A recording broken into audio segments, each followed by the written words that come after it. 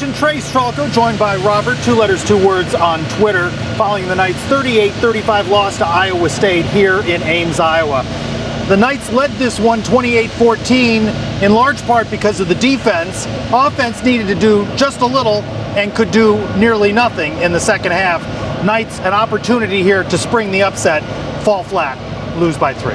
Yeah, and I think if you look back at this game, this is a holistic loss. I think that there were shortcomings on defense. There were shortcomings on offense because, quite honestly, 2 of those scores were really defensive scores. You know, 1 pick 6 and 1 should have been a pick 6 that was run in on the 1-yard line after the ball was dropped at the 1. But every unit came up short in some way or another. Whether it's defense allowing, drives, defense giving up 4th and 1 or 4th and 3 or 4 a couple of times. And then, some coaching, play calling, I'm sure has got to be in the mix. Third down and need 3 or 4 yards, and we're throwing a 25, 30-yard pass. So I don't think there was any one thing that went wrong. I think everybody contributed to the loss. What is now 4 straight losses. Let's hear from head coach Gus Malzahn and players. I mean, we could have, should have, but we didn't. And they're a really good team, and we got a really good quarterback, and they answered the bell with the game on the line, and we just didn't make the play to win the game. Our guys fought hard. We did improve. I think everybody sees that. I think that is one of the top teams in college football. We played them toe-to-toe on their home field, but we got to find a way to win a game. I mean, that's just the bottom line. That's what's disappointing about the whole thing. How difficult is it to see them go down the field on that final drive and punch it in with just at the end there? It wasn't really difficult, but it is what it is. I knew the game was gonna have to come to be on us at the end of the day, and we just ain't get it done. So I mean, hats off to them guys. They ain't tripping. Another game with opportunity here. What's most frustrating about knowing you couldn't close it out and get a win on the road? I think it's just that in itself, not being able to put it away there at the end when we had it. Truly is just a disappointing feeling.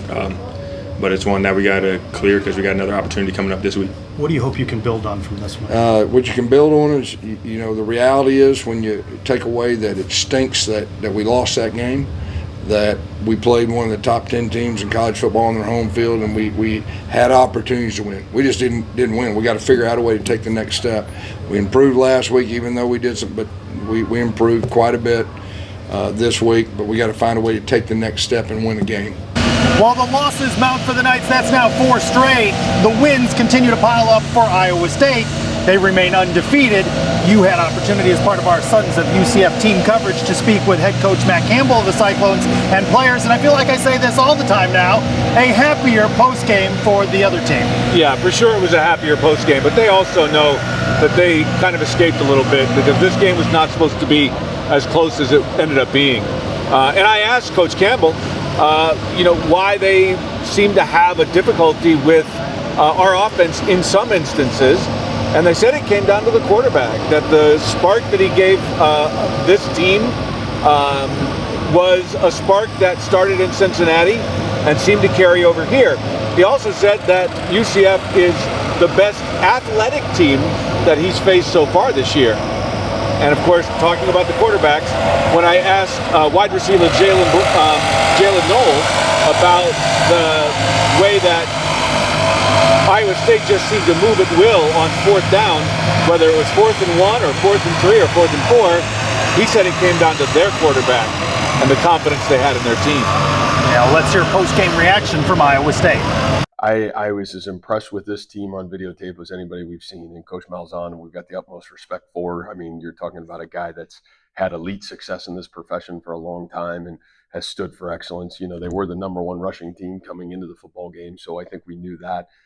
So I don't know per se as much as what they did. Just I really felt like they found the spark last week in the second half of the Cincinnati game, and I think they brought that spark here and played great football. And we expected nothing less, to be honest. If we want to get where we want to go, we gotta buckle in, and we gotta figure out how we can be better. I mean, I think 2 explosive runs, almost over 75 plus yards. I mean, that really hasn't happened here. Now credit them because those are 2 phenomenal athletes and they've got great players. I know, being quite honest with you, I know I said earlier in the week this was the most athletically talented team that we were going to play all year, at least up until this point, and it certainly was. And so give their players great credit, but we got to be better, and we weren't as good as we needed to be tonight. We were at times, and enough, but we need to be better. UCF is in the middle of a 4-game losing streak, but they may have had their best defensive game against this team. Did they show you anything you didn't expect? No, I was seeing the field well. Like I said, I was missing a couple throws. My accuracy wasn't really there. I need to be better for these receivers.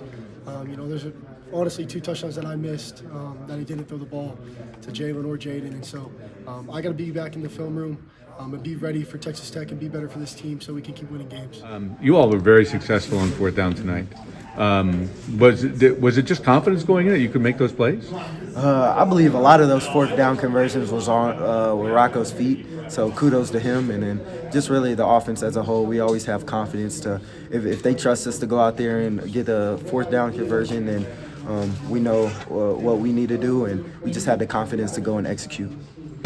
So we turn the page from Iowa State to an undefeated BYU. The Knights perform better in some aspects, but in order to beat a quality team like BYU, they're going to have to do a whole lot more. Yeah, they're going to have to do a lot more really in every area. Because if you look at it, this was a team loss.